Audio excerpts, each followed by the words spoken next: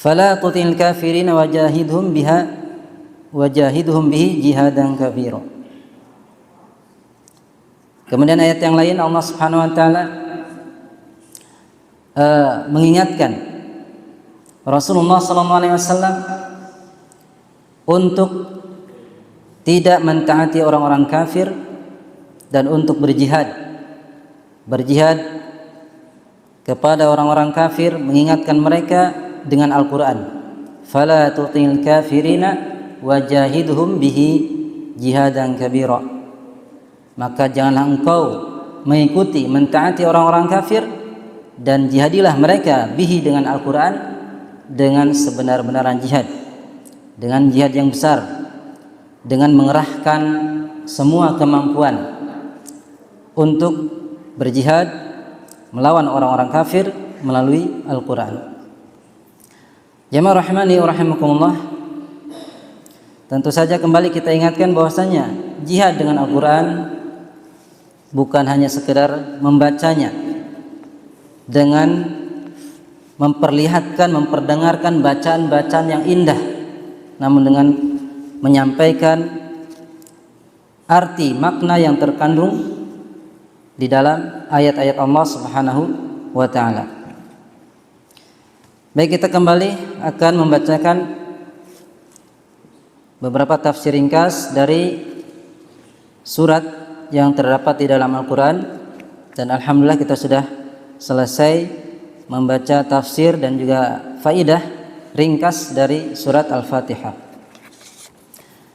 Untuk sekarang kita akan membaca sebagian tafsir dari ayat surat Yasin. Perlu kita ketahui, maksud dari surat ini adalah itsbatur risalati wal ba'tsi wa dalailuha. Ya, penetapan risalah yang dibawa oleh Rasulullah SAW, kemudian kebangkitan dan juga dalil-dalil tentang hal tersebut. Kita masuk ayat yang pertama. Allah Ta'ala berfirman, A'udzubillahi minasyaitonirrajim, Bismillahirrahmanirrahim. Yasin. Hadhihi minal hurufi allati uftutihat biha ba'du suwaril Quran. Ini diantara huruf, ya, yang dibuka dengan huruf-huruf tersebut sebagian surat Al-Quran. Sebagian surat Al-Quran dibuka dengan huruf hijaiyah, Yasin, Alif Lam Mim, Qaf, ya, Shad, dan lain sebagainya. Dan huruf ini para ulama tafsir menjelaskan, diantaranya mereka menyatakan la ma'na laha fi nafsiha idza ja'at mufradah. Tidak memiliki makna, ya, pada asalnya tidak memiliki makna apabila datang dengan sendirinya, seperti alif, ba, ta, tha, ya, tidak memiliki makna. Dan ulama tafsir menyatakan juga ini termasuk sirrullah, rahasia Allah Subhanahu wa taala. Mengapa Allah memulai sebagian ayat dengan huruf hijaiyah? Hanya Allah Subhanahu wa taala yang mengetahui maknanya. Akan tetapi ya, ayat-ayat tersebut atau huruf-huruf tersebut, di samping hanya Allah Subhanahu wa taala yang mengetahui maknanya, wala hikmatun, memiliki hikmah.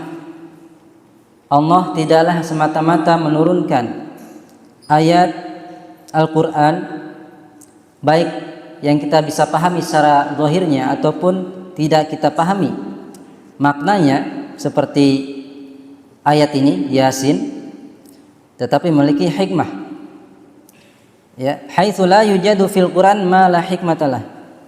Dari sisi apa?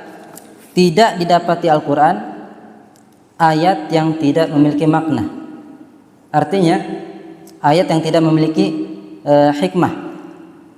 Artinya semua ayat yang terdapat di dalam Al-Quran, walaupun kita tidak mengetahui maknanya, seperti ayat ini Yasin, pasti ada hikmah yang Allah Subhanahu wa taala inginkan. Dan di antara hikmahnya, ulama menjelaskan al-isyaratu ila tahaddi bil Qur'an alladhi yatakawanu minal hurufi nafsiha allati ya'rifunaha wa yatakallamuna biha. Ini isyarat adanya tantangan bagi mereka ya yang mengatakan Al-Qur'an itu buatan Muhammad, buatan Rasulullah SAW. Mereka mengetahui bahwasanya Al-Qur'an itu tersusun dari huruf-huruf Arab yang mereka paham, yang mereka manusia yang fasih dalam mengucapkan kalimat Arab. Namun mereka tidak mampu untuk membuat semisal Al-Qur'an. Ini diantara hikmahnya. Mengapa Allah Subhanahu wa taala memulai sebagian ayat dengan huruf hijaiyah? Ya, 1 huruf, 2 huruf, ada yang 5 huruf ya. Ini sebagai tantangan bagi mereka yang mengatakan Al-Qur'an karangan buatan Muhammad sallallahu alaihi wasallam. Baik. Jadi itu diantara hikmah yang dijelaskan oleh para ulama. Kemudian ayat yang kedua, Allah Subhanahu wa taala berfirman, wal Qur'anil Hakim. Wal Qur'anil Hakim, demi Al-Qur'an yang penuh hikmah. Perhatikan di situ harokatnya wal Qur'ani, ada kasroh. Ya, kasroh bukan wal Qur'anu. Ini menunjukkan adanya makna sumpah. Demi Al-Qur'an yang penuh hikmah. Yaqsimullahu bil Qur'anil ladzi uhkimat ayatuh walladzi la ya'tihil batilu min baini yadayhi wala min khalfihi. Allah Subhanahu wa taala bersumpah dengan Al-Qur'an. Ini wal Qur'ani. Allah bersumpah dengan Al-Qur'an yang tersusun ayat-ayatnya, tersusun dengan indah, dengan rapi, lafaz per lafaz dari ayat Al-Qur'an. Begitu juga begitu indah hukum-hukumnya yang terdapat di dalam Al-Qur'an, yang tidak ada kebatilan. Ya, Al-Quran tidak ada kebatilan di dalamnya sedikit pun. Kemudian ayat yang ketiga, innaka laminal mursalin. Sesungguhnya engkau Muhammad adalah salah seorang rasul. Sesungguhnya engkau laminal mursalin, termasuk seorang rasul yang diutus oleh Allah Subhanahu wa ta'ala. Innaka ayyuhar rasul dimanir rusul alladzina arsalahumullah ila ibadihi liya'muruhum bitauhidihi wa ibadatihi wahdah. Sesungguhnya engkau rasul ya, termasuk di antara rasul yang Allah Subhanahu wa ta'ala utus kepada hamba-hambanya. Tujuannya apa? Tujuannya untuk memerintahkan, untuk mengajak umatnya agar mentauhidkan Allah Subhanahu wa ta'ala. Ya, agar mentauhidkan Allah Subhanahu wa ta'ala, agar beribadah kepada Allah Subhanahu wa ta'ala. Ini inti tujuan diutusnya para rasul, agar manusia beribadah hanya kepada Allah Subhanahu wa ta'ala. Kemudian ayat yang ketiga, ala siratim mustaqim, di atas jalan yang lurus. Ala siratim mustaqim, di atas jalan yang lurus. Tanzil al-azizir rahim, ayat yang kelima, yang diturunkan ya oleh Allah yang Maha Perkasa, Maha Penyayang. Di sini dijelaskan ala manhajin mustaqim wa syar'in qawim. Di atas manhaj, metode yang lurus, yang tidak ada kontradiksi, tidak ada kekurangan. Ini Al-Quran. Syariat yang lurus. Wa hadzal manhajul mustaqimu wa syar'ul qawim munazzalu min rabbikal aziz alladzi la yughalibuhu ahad. Dan manhaj, metode yang lurus ini, ya, ajaran yang lurus ini, syariat yang lurus ini, yang kokoh ini diturunkan dari Tuhanmu, dari Rabbmu, yaitu Allah Subhanahu wa taala yang Maha Perkasa. Tidak ada seorang pun yang bisa mengalahkan Allah Subhanahu wa taala. Tidak ada yang bisa, ya, seorang pun menguasai Allah Subhanahu wa taala. Ar-Rahim bi ibadihil mu'minin, yang Maha Penyayang kepada hambanya yang beriman. Pada pertemuan yang lalu sudah kita jelaskan perbedaan Ar-Rahman, Ar-Rahim. Kalau Ar-Rahman maknanya lebih luas, ya, memberikan rahmat di dunia kepada orang kafir ataupun orang Islam. Kalau Ar-Rahim lebih khusus lagi, yaitu untuk orang-orang beriman. Tanzilal Azizir Rahim. Jadi Al-Quran turun dari Allah Al-Aziz yang Maha Perkasa, Ar-Rahim yang Maha Penyayang kepada hambanya yang beriman. Kemudian ayat yang ke-6, litunzira qauman ma unzira aba'uhum fahum ghafilun. Agar engkau memberi peringatan kepada suatu kaum yang nenek moyang mereka belum pernah diberi peringatan, karena itu mereka lalai. Kita ulangi terjemahnya. Litunzira qauman ma unzira aba'uhum fahum ghafilun. Agar engkau memberi peringatan kepada suatu kaum yang nenek moyang mereka belum pernah diberi peringatan, karena itu mereka lalai. Anzalna ilaika dzalika litukhawwifa qauman wa tunzirahum. Di sini dijelaskan,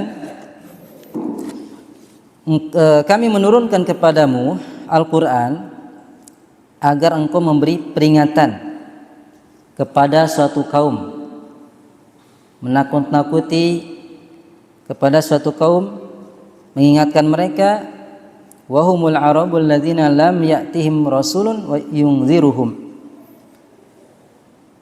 Mereka adalah orang-orang Arab. Ya, Rasulullah diutus kepada orang Arab yang belum datang kepada mereka seorang rasul. Ya, belum datang kepada mereka seorang rasul pun sebelumnya.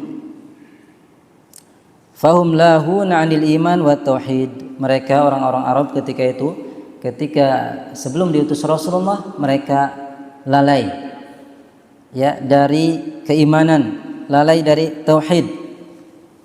Wa kadzalika sya'nu kulli ummatin in qata'a anhal inzar. Begitu pula keadaan semua umat, ya, terputus dari mereka peringatan. Tahtaju ila man yudzakiruha minar rusul, yang membutuhkan orang yang mengingatkan mereka. Ya, ketika suatu umat lalai dari keimanan, dari tauhid, maka membutuhkan seorang rasul yang diutus. Perlu ada dai yang mengingatkan. Ketika suatu umat, suatu kaum penuh dengan kelalaian, penuh dengan kemaksiatan. Oleh karena itu Allah Subhanahu wa taala mengutus para rasul.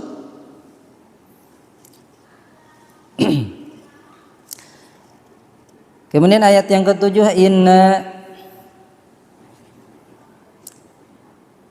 sebelumnya kita ulangi supaya teringat selalu terjemah yang tadi, litunzira qauman ma unzira aba'uhum fahum ghafilun. Agar engkau memberi peringatan kepada suatu kaum yang nenek moyang mereka belum pernah diberi peringatan, karena itu lalai.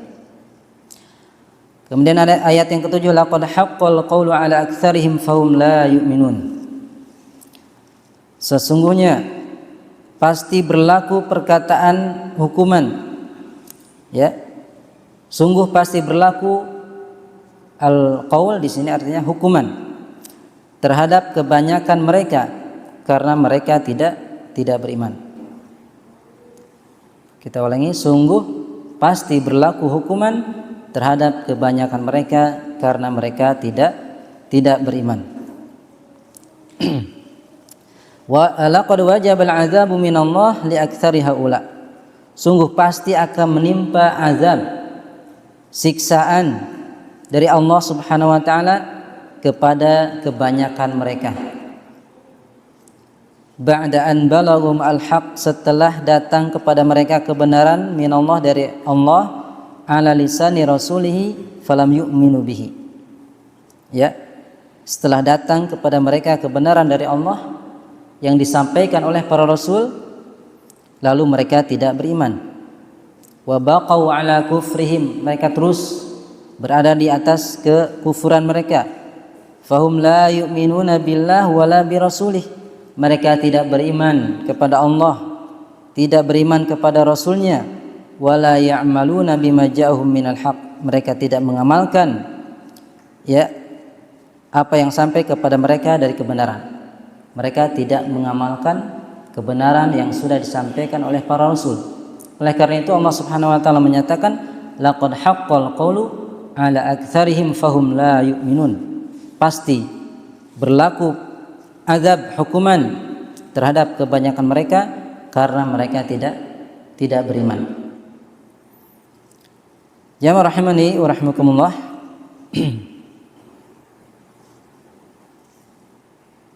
Kemudian ayat yang ke-8, inna ja'alna fi anaqihim awlalan fahiya ilal adqani fahum muqamahun. Sungguh kami telah memasang belenggu di leher mereka, lalu tangan mereka diangkat ke dagu. Karena itu mereka tertengadah, kepalanya ke atas. Ya, kami telah memasang belenggu di leher mereka, lalu tangan mereka diangkat ke dagu. Karena itu mereka tertengadah ke atas. Wa mithluhum fi dzalik, ini permisalannya dari Allah Subhanahu wa taala bagi orang yang tidak mau menerima kebenaran, tidak mau beriman. Permisalannya seperti ini, seperti orang yang ditali, diikat lehernya, kemudian digabungkan dengan tangannya, tangan dengan leher digabungkan, diikat, ya. Baik, sehingga fadharu ila raf'i ru'usihim ila sama, sehingga memaksa mereka untuk melihat ke atas. Kepalanya diikat, mereka harus terpaksa karena diikat kan, tangan dengan kepala diikat dengan leher, akhirnya mereka terpaksa harus nengok ke atas. Fala yastati'una khafdaha fahulail maglulun ala anil iman billah fala yad'anun lahu. Mereka tidak mampu menundukkan kepala. Jadi perumpamannya seperti itu, sangat membangkangnya, sangat menentangnya terhadap kebenaran. Dipermisalkan tangan mereka, leher mereka disatukan sehingga kepala mereka ke atas, pandangan mereka ke atas, tidak mau tunduk, tidak mau melihat ke bawah karena kesombongan yang mereka miliki. Yaitu mereka maglulun anil iman, ya, terikat dari keimanan kepada Allah, artinya tidak mau tunduk kepada Allah Subhanahu wa taala, tidak mau beriman kepada Allah Subhanahu wa taala. Wala yakhfaduna ru'usahum min ajlih, kepala mereka tidak mau menunduk, ya, tawadhu kepada ayat-ayat Allah Subhanahu wa taala. Ini permisalan dari Allah Subhanahu wa taala bagi orang yang membangkang, menolak kebenaran yang Allah Subhanahu wa taala turunkan di dalam ayat-ayatnya. Inna ja'alna fi a'naqihim aglan fahiya ilal adqani fahum muqamahun.